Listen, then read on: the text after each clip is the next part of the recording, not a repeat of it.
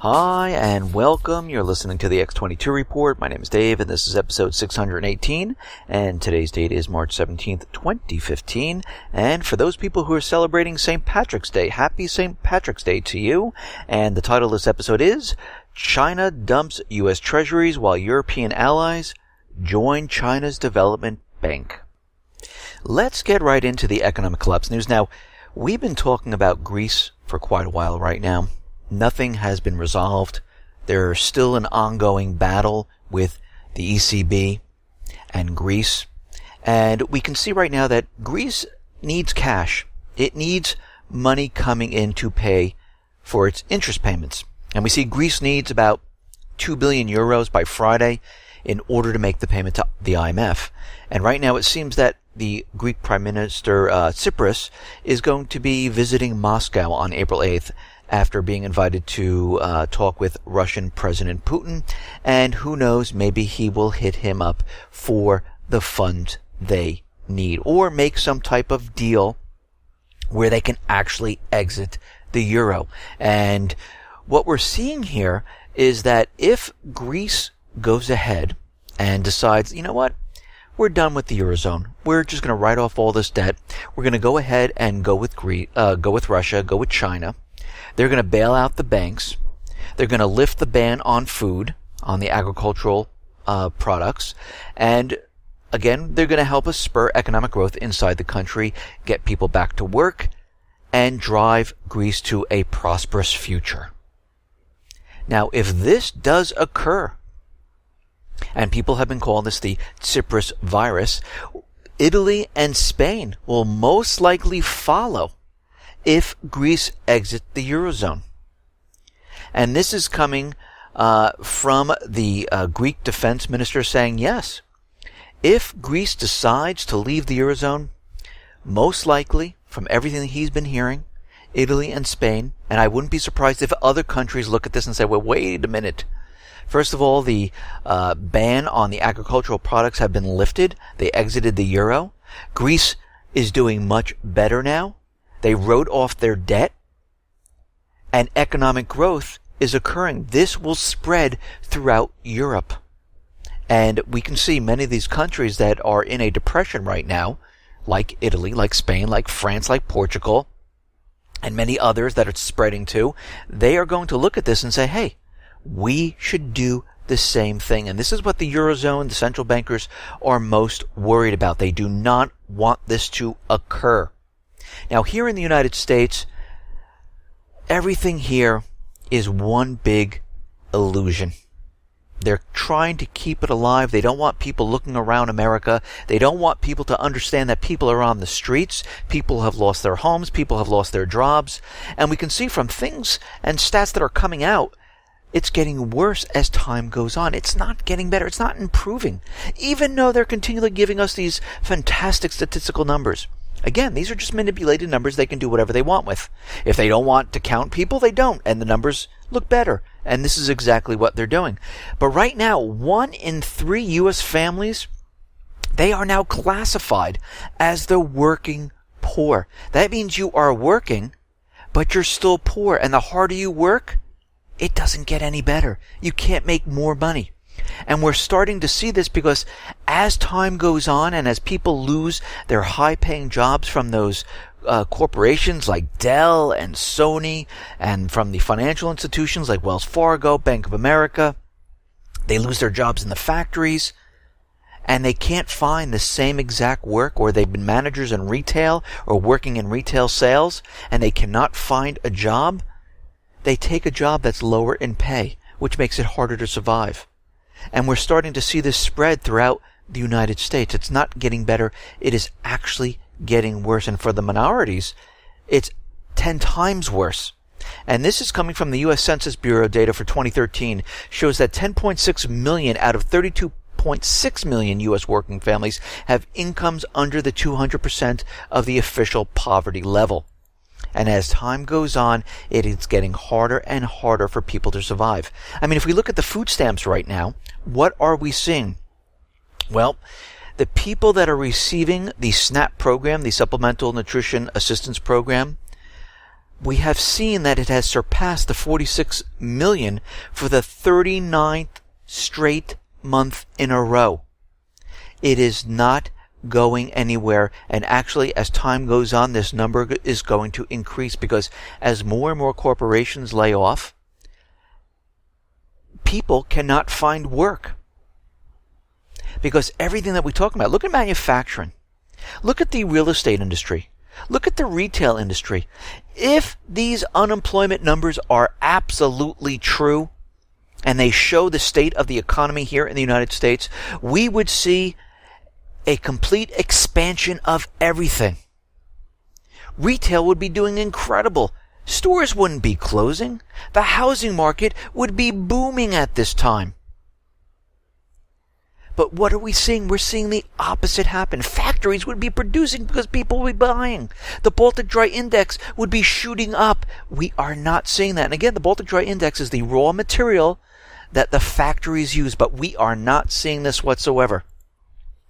When we look at the real estate industry, and I've been talking about this for quite a while, and we've been tracking it throughout each month. And every time we look at the situation, it doesn't get better. It's actually getting worse. Even though the corporate media and the government, they're continually trying to tell us that, no, it's fine. Real estate is supposed to be like this when it's in a recovery. We're supposed to be imploding. Yes, this is what a recovery actually looks like. No, it doesn't. A recovery sees an expansion in real estate. Builders are building more homes. People are going out to get mortgages. But when we started reporting on this and we started taking a look at the real estate industry back in August of 2013, we noticed, while Obama was out there in Phoenix letting everyone know that the real estate industry was in this recovery mode, we noticed that the major corporations like Wells Fargo, Bank of America, Chase, they were laying off thousands of people in their mortgage departments. The question is why? Because we've come to find out that people have not been taking out mortgages. And again, we have to look back to 2008. A lot of people foreclosed. A lot of people had short sales. The credit rating was ruined. They're subprime people. They can't find work. They're working at part-time jobs. They're not working at all. It's very difficult to get ahead, and it's very difficult to go ahead and say, let me go buy a house. So this is why we see all these programs starting to kick up. And when we look at the housing starts for February now, they have collapsed by 17%. This right now is the biggest month-on-month percentage drop since February 2011. They're down 184,000 units. So what do we have going on here? The real estate industry is imploding. Yes, they're going to try to blame this on the weather. But when we look at this is the single biggest monthly decline in absolute terms since January of 2007. The collapse was dominated by the Northeast, which was 56.5%, the Midwest by 37%, down 37%, and by the West, which was down by 18%. This is huge. Yes, I know the weather was bad in the Northeast, but how was it in the Midwest? It wasn't the entire Midwest. How was it in the South? It was down negative 2.5%. It's very sunny in the South. How about the West? We are seeing the implosion of the real estate market. Everything that we're seeing right now is leading us to the collapse. And we've been watching this, reporting on this, so we have a track record, so we can say, yes, we've talked about this. This is why we are here today. Now, Treasury Secretary Jack Lew is out there, and he's trying to convince everyone that the U.S. economic recovery is well established right now. And he's saying that everything is fine, we're on the right track, and everything looks good. He's also out there saying that he's telling the lawmakers to finally sign off on a reform of the International Monetary Fund that would give emerging markets a bigger say in global economic policy. Now, the U.S., the Congress said they were going to approve this back in 2010. This was the 2010 deal, saying, yes, we're going to give more of the voting rights to the emerging markets. So far, it has not happened. Now it's 2015. The reason for this is because they didn't want to lose the power, the voting power. and give it off to the emerging markets. So what happened? China, Russia, the other BRIC nations looked at this and said, you know what? If they're not going to do this, we are going to create our own World Bank. And this is how this got started. And now Jack Lew is out there saying that, listen, we need to sign off on this because the situation is actually getting worse. And he's saying that it is causing other countries, including some of our allies, to question the commitment, the U.S. commitment to the IMF. And we can see right now, their commitment is to keep everything to themselves and to provoke war because the system is crashing. If they allowed other countries to have more voting rights, they know this would make the United States collapse in a matter of seconds. They don't want this to occur. And this is why they decided to go down this path, but it is backfiring. Just like the sanctions on Russia, just like the sanctions on North Korea, the sanctions on Iran, the sanctions on Venezuela, Brazil, Argentina, Cuba, it is not working because you know what? Every single country, they figure out how to get around sanctions. I mean, think about it. Cuba had sanctions imposed on them for 50-something years. It doesn't work. They didn't collapse. Everyone didn't just jump off the island and say, forget it. And they realized this after this amount of time that, yeah, sanctions do absolutely nothing. You know what countries do? Oh, we can't use the dollar? Then we will barter. We will use precious metals. We will trade you fighter jets for oil. They do all these other types of deals to get around the sanctions. And we can see that the European allies are looking at the entire situation of what's going on in the world. They realize the United States government central bankers are trying to push war. They see that if this war is started, it will be on their front lawns, and they do not want this to happen. And this is why I think France and Germany stepped in Ukraine, because they see the United States government central bankers trying to push war as hard as they possibly can against Russia. They also see that the dollar is on its last leg. I mean, you don't have to be a rocket scientist to see this. You don't have to see that the dollar is collapsing. You don't have to really understand that much to see that something is going on. And we can see that Russia, China, they've been de-dollarizing, and now it appears that the de-dollarization is continuing with the European allies. And we see that what they are doing right now is they're moving in the direction of China. I mean, China has been making deals, bilateral trade agreements with many different countries. A lot of the countries now are keeping the yuan renminbi in reserve.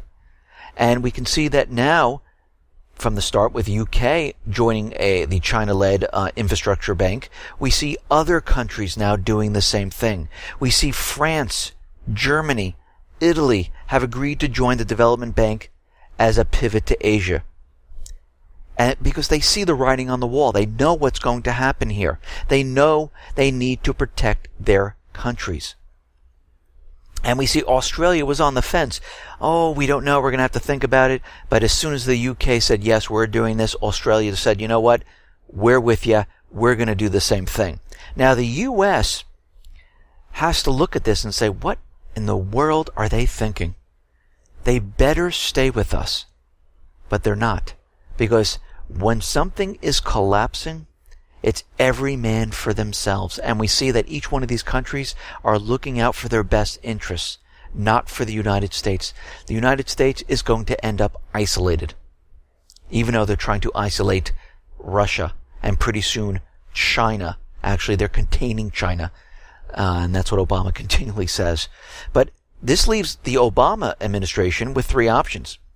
Continue to press its allies not to join the China's development bank, or have the U.S. join it itself. Well, that would be shocking, wouldn't it? And I don't think that's going to happen. Or just drop the issue and pretend it never even happened. Well, I have one more option here. Push war to cover up this entire collapse. Doesn't mean the collapse is not going to happen. Oh, it's going to happen.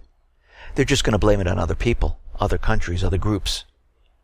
And while all this is happening, China continually is dumping the U.S. Treasuries. This is the 5th consecutive month that they have been dropping the Treasuries. They're shaving about $5.2 billion from its holding between December and January. And right now, the U.S. Treasury reported Monday that China reduced its holdings from $1.244 trillion in December to $1.239 trillion in January. And they're continually doing this. They can't do it all at once because it would just crash the system. So they're doing it very slowly. And of course, if they did it all at once, the United States would say China did this on purpose, this is why we have to go to war, and this is why they're taking their time doing it. And we have to realize that while China is continually doing this, who is buying up the bonds?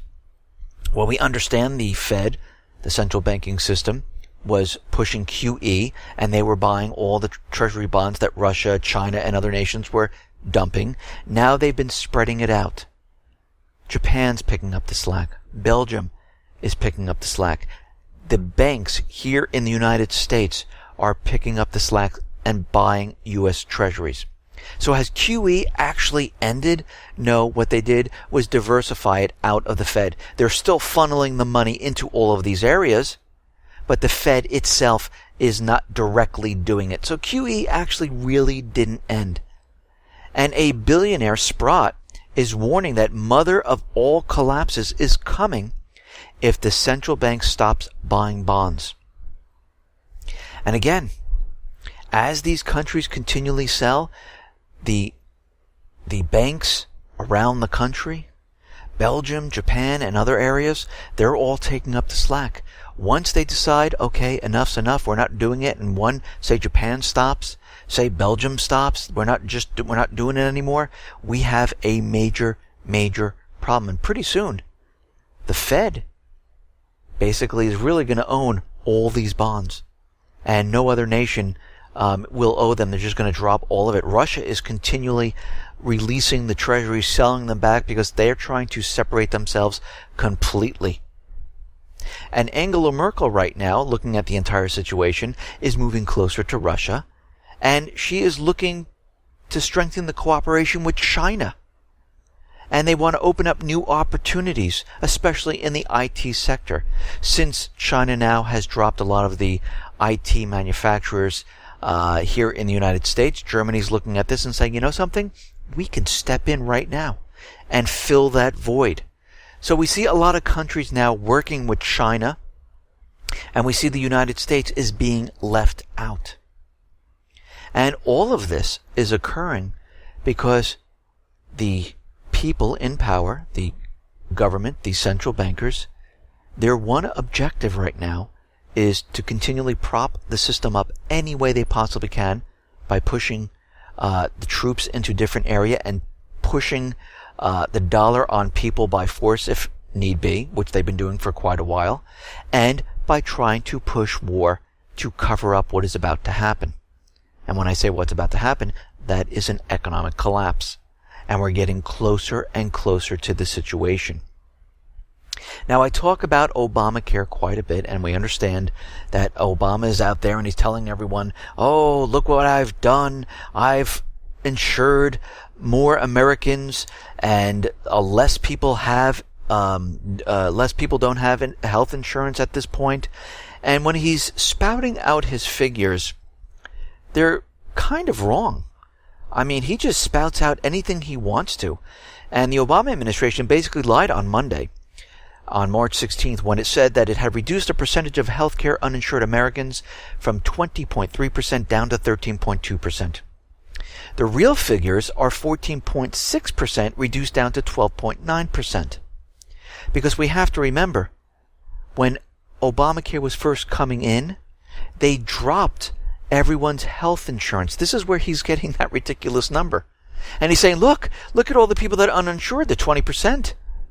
No, they had insurance. He caused them not to. So really, he only brought it down but quite a small percentage. And that is because he's giving subsidies to a lot of people who can't afford health insurance. And we also see that people will get a penalty if they don't take health insurance. So basically, what has he really done? He's just forcing people to do something they normally wouldn't do because they don't have the money, especially those people who are stuck in that middle income bracket where they can't get the subsidies but the health insurance is too expensive. He's kind of forcing those people into the health insurance industry, which they could probably use for food and for other things, but they're spending all their money on health insurance, which most likely they will probably never use at all until they get much older and they actually need it. Because most of the policies have huge deductibles and they still have to pay for the premiums and pay for the health insurance when they go to the doctor. The only time it really kicks in and it's real benefit to anybody is when you have a catastrophic problem.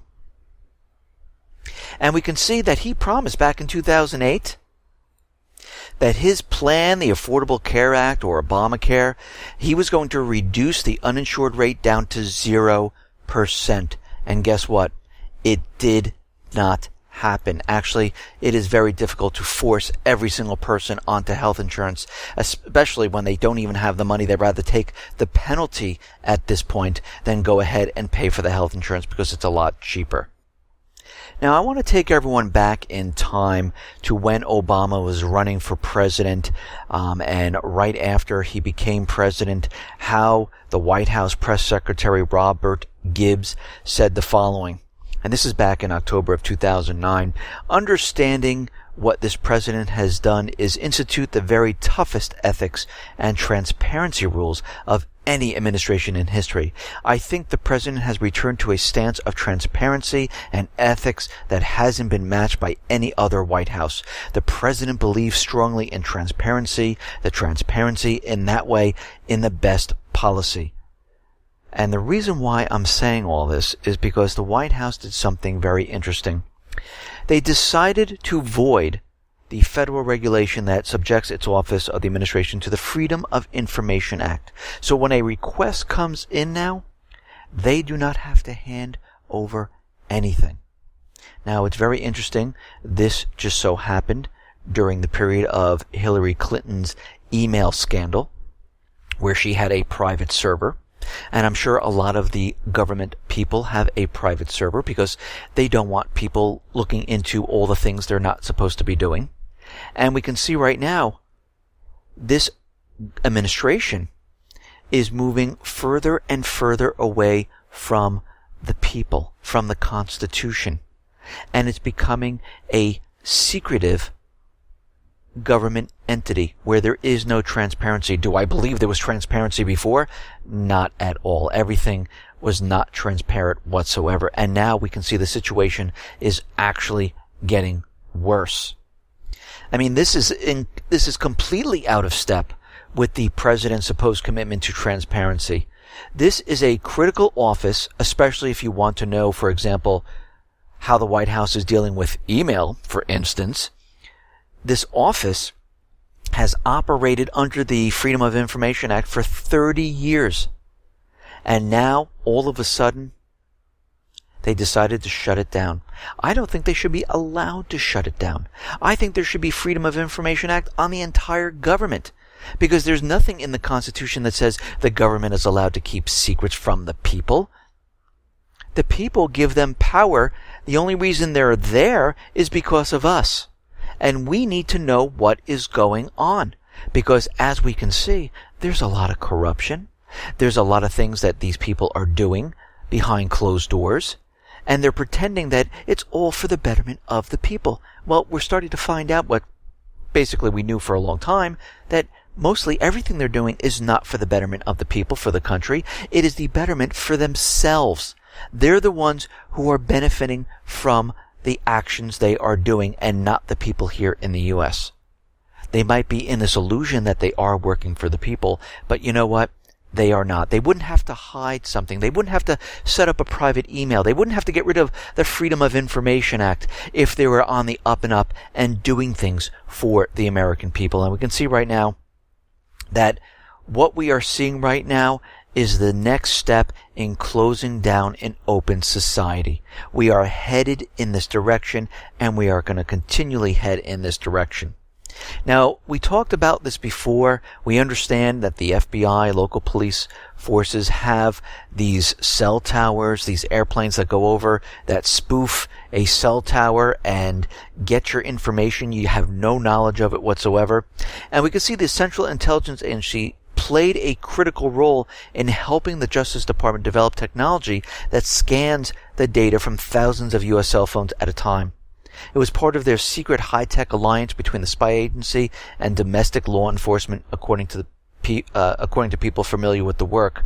The CIA and the U.S. Marshal Service, an agency of the Justice Department, developed this technology, and we can see the local police around the country are using it. They don't want to tell people that they are using it, and we can see that the police force right now is basically being used by the federal government because they're taking control of all the local police departments. They want the local police departments to spy on the American people and report back to the federal government. And they're doing this because they need more eyes and ears around, because they understand that when this system comes crumbling down and the people are sideswiped and they don't understand why this is happening, many of the people are going to get together. They're going to form groups, which has been happening now, mostly on the internet, where people like myself are out there telling people this is what's really going on. We should take a look at this. And then as time moves on, we will see this turn into marches like we've seen in other countries, where millions of people come out and they protest the government, say, you are not working for us. And this takes time. It doesn't happen the next day, because a lot of people are still sleeping. People are not awake. They don't understand what's going on. They're still drinking the Kool-Aid. They still think that the corporate media is telling them everything they need to know and what's going on in the world. And we see more and more people are waking up. More and more people are realizing that, wait, what we're seeing here is not actually the truth. It's more like propaganda. And as time goes on, the movement will grow, and it will move into different phases, and we will see this happen. And the government, they're very worried about this. They don't want this to go further, and if it does, they want to stop people. And this is why they're so worried about the people having weapons. They're worried about people getting together. They're worried about the internet, because there's a lot of people that can get together all at once at a short period of time. And they realize this, not just here in the United States, they realize this in many countries throughout Europe, that, yeah, we need to start pushing draconian laws to stop what's going on. And if you look, this is what they've been doing, because they're trying to control the situation. They are nervous that the people will try to remove them. And again, once a government official is in power, they never want to step down. They will fight to the bitter end to keep that power. Now, we understand that the United States government central bankers continually demonize different countries. And we see that all the players are the same. If you're not with the private Western Central Bank, then we're going to have to demonize you. You are our enemy. And we see this occurring with Russia. We see it with China. We see it with North Korea, Iran, Syria, Brazil, Venezuela, Argentina, and many other nations. And we can see with North Korea right now, they're continually pushing the propaganda. And right now, South Korea is out there, and they have accused the North of cyber attacking their nuclear power plant. And they're saying that this attack was allegedly carried out in December and have been described by South Korea's government as a clear provocation against our security. They investigated the incident, and yes, it totally was North Korea, because they can tell, and they saying that North Korea caused their reactors to malfunction, which supply was around 30% of the country's electricity, but failed to break through the control system. And again, as we know, the United States government central bankers use false flags, cyber attacks, whatever they possibly can, to convince a government that this other entity, like North Korea or some other country, is doing this to them. And we're starting to see more and more people come out to say, you know what, all these false flags, all these events that you see, they are ginned up by the government to push their agenda.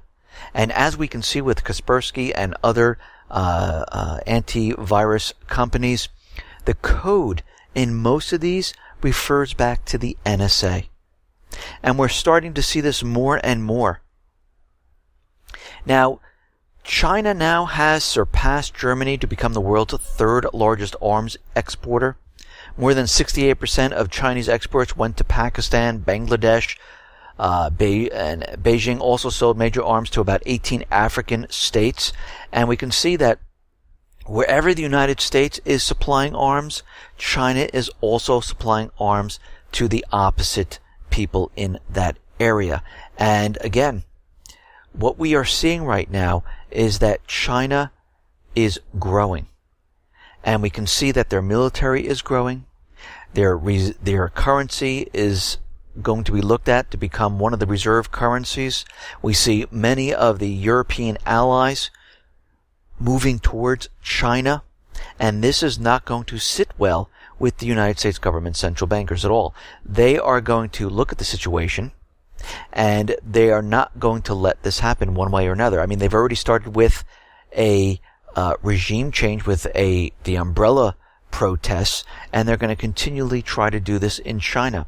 And now we kind of understand why Obama has come out and said we are containing China, because they knew eventually China would start to grow. They knew what their plans were. They knew what they were going to try to do, and a lot of the countries were going to look at the situation and see that, yes, the U.S. is collapsing. We better protect ourselves. And we can see that they've contained them militarily in the Pacific. They encircled them, because the only way the United States knows how to deal with these countries is by force, to force countries into doing things they want, instead of talking to them, instead of having a dialogue and trying to come to some type of an agreement. Instead, all they know is push the dollar out there, make countries take more debt so we can steal their natural resources, and if they don't agree, we'll just go in there and do it by force,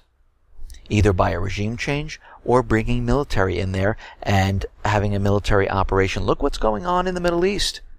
They're doing this by force to kick the people back, because they do not want all of these countries falling. It would completely destroy the petrodollar system. And actually, we see it is on its way, where more and more of these countries are overrunning the puppet governments and kicking them out, and the dollar is collapsing. Now, out in Ukraine, we understand that Poroshenko right now is skirting around the Minsk II deal. He doesn't want to push this forward. He doesn't want to show that he's abiding by it, because if he does this and he goes full-fledged into the Minsk II deal and follows each one of the steps, it's going to be a problem getting the war started. And he's taking his instructions from the U.S. government central bankers.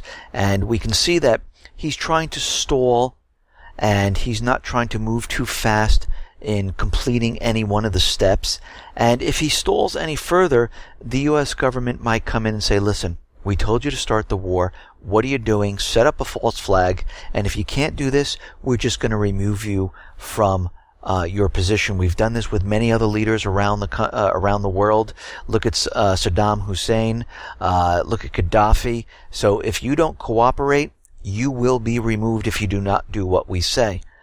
Now, we also see that Kiev right now will not deal with the Donbass region until they have elections under Ukraine's law. This is a stall tactic. This was not part of the Minsk II agreement whatsoever. And we can see they're doing this on purpose. And they're doing this because they know they need to start this war. At the same time all this is happening, Russia is having combat readiness drills. Now, to stop the propaganda of Russia's ready to invade Ukraine, Russia decided, you know what? Out of good faith, we're going to notify the Organization of Cooperation and Security in Europe, the OSCE, before this occurs. So they know we are planning a large-scale SNAP combat readiness exercise in advance. Now, they didn't have to do this, but they knew the propaganda was going to be running wild. They knew NATO was going to be out there, the U.S. was going to be out there, Poroshenko was going to be out there, telling everyone Russia is invading. Look at the tanks, look at this, look, they have troop buildup. They've already told them in advance they're having another drill. The total number of these forces stands at about 8,700 servicemen, 40 tanks, 400 military armored vehicles, 100 artillery systems, and over 100 millimeters, 70 military planes, and 30 helicopters. During the snap combat readiness drills by the armed forces, strategic Tu-22 M3s will be deployed to Crimea. And all of this is going on at the same time the Minsk II agreements are happening. Now, we understand that the United States government, central bankers, and NATO are having their own drills in Estonia and other countries in the Black Sea, and this is all going on at the same time that Russia is having their drills. Basically, they're flexing muscles back and forth to show, look how strong we are, look how strong we are. That is what's going on. And every time Russia has a drill, NATO, the U.S. always come out and say, look, see, they're building up troops. They're ready to go in. And you get those black and white satellite images which show absolutely nothing to convince the people that they are invading when basically they are not. And they're trying to head this off by telling the OSCE.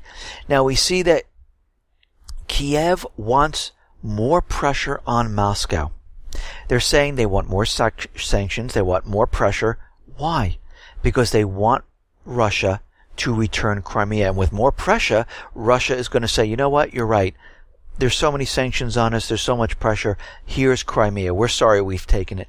And we know this is not going to work whatsoever. Basically, the pressure, the sanctions are being used to provoke Russia into doing something. Now, Russia is out there and they are urging France and Germany to intensify work on implementing the Minsk Accord. Now, you remember how France and Germany and the U.S. and NATO were all at Russia to say, you must uphold the Minsk Agreement? Well, now it's the opposite way. Since France and Germany weren't involved, Russia's out there saying, listen, you're involved now. You see what's going on. You need to go in there and talk to Poroshenko, to Ukraine, and get them to abide by the Minsk Agreement. And we can see that, will they do this? Well, they should, because they're involved. They help with the Minsk II agreements. They were there at the meetings, and they need to go in there and do this. And the law on the special status that has been passed, this bill is an attempt to reinterpret this status to make it conditional on elections in the southeastern regions, which basically is not part of the Minsk Agreement. And they want them to go in and say, listen, this is not part of what we decided on. And again, we're going to have to watch this to see what occurs, because, again, now the pressure is on France and Germany, not on Russia. But it doesn't really matter. They're going to end up turning this whole thing around and blaming the southeastern people and Russia to start this offensive, because the central bankers paid for the entire country. They don't know anything else except war. And we see already that Biden has his son in there. Kerry has his friend in there. The Ukrainian government is selling off the gas pipelines except to Russia. And everything is going forward. We see companies like Monsanto buying up land there. The central bankers who are continually putting the country into debt will start buying up land and other natural resources for a penny on the dollar, because they won't be able to make their loan payments, and they're going to destroy the country, and it's going to be privatized. And this is what's going on there right now. And it's not going to get better anytime soon. Actually, it's going to get worse, because again, they know no other way, and they understand that they have to start this war. Now, out in the Middle East, we understand that Yemen, Libya, Lebanon, Iraq, all the people in these countries are pushing out their puppet regimes. Yemen and Libya have done this already. And we can see the Libya's internationally recognized government, which is not really in the country, who is trying to rule with really no power. The people have the power. They're in Tripoli. They created a parliament. They are saying right now that any sale of the country's oil should be arranged through a state firm based in Benghazi under its leadership to prevent fraud. Because what's happening right now is the people of Libya, they are selling the oil, not using the dollar. And the puppet government, which is controlled by the U.S. government central bankers, they want this stopped. Now, we talked about this before. When this started to occur, the United States government central bankers are going to make their move. And believe me, right now, we have seen the buildup of them getting ready. We see France and the United States setting up bases outside of Libya. We see military assets being brought in. And we see Egypt and other forces getting ready to go into Libya. And Italy. I should mention Italy is also involved in this. And we can see that they will not stop. And as this continues on, and the people in Libya do not listen, the invasion will occur. They're just waiting for that authorization of war, which is still pending in the Congress. Now, we understand that Kerry was out there and he talked about having negotiations with Assad, and then the State Department came out and said, absolutely not. We don't know what Kerry's saying. This is not what's going to happen. Jen Psaki was out there saying, yeah, I mean, we might talk to representatives, but we are not going to talk to Assad. We would never. It's not going to happen. He's a dictator. We cannot work with him whatsoever. And from all of this, we're starting to see the U.S. government start to crumble apart here because it's not cohesive anymore. We see 47 senators which receive campaign donations from AIPAC, which now have their allegiance to Israel. They're working for a foreign government. We see John Kerry going off saying that we will have negotiations with Assad. We see the Obama administration saying he's out of his mind, we're not going to do this. And all of this is no longer in tune. Each part of the government is going off in different directions. And the question is, it seems that the State Department cannot seem to agree on any of the policies anymore. Congress is not working for the people. They're working for the money. And whoever supplies the money, they're working for them. So we can see right now this is a rogue government. It has lost all credibility whatsoever. They all should be removed at this time. Now we see the United States government central bankers are making another attempt to get into Syria. They have a posted video of children suffering from suffocation, and they're saying that this was chlorine gas. It was used by Assad once again. And we have to remember, just a couple days ago, we had a report that the Islamic State was using chlorine gas. And this was shown once before because we know the Islamic State is a proxy army for the United States government central bankers, Israel, UK, and other nations. Just like the Free Syrian Army back in 2013 when they used sarin gas, they blamed it on Assad, but all evidence pointed to the Free Syrian Army. And it turned out that, yes, they had a whole cave full of sarin gas, and the trajectory of the missile came from the Free Syrian Army position. We're seeing the same thing occur again. They're using the same exact tactic. They're not even changing it up. The only thing they changed was the type of gas because Assad has no more sarin gas because it's all gone, so they have to use chlorine gas. And we know the Islamic State has been using chlorine gas, and now it seems that they're setting up Assad once again. And every time you see this, you know it's a false flag event because the question is, why would Assad do this at this point? It makes no sense. He has nothing to gain by doing this, by killing his own people. What does the Islamic State and the United States government central bankers have to gain? They have to gain is feeding this to the UN, to the corporate media, to have an invasion inside Syria.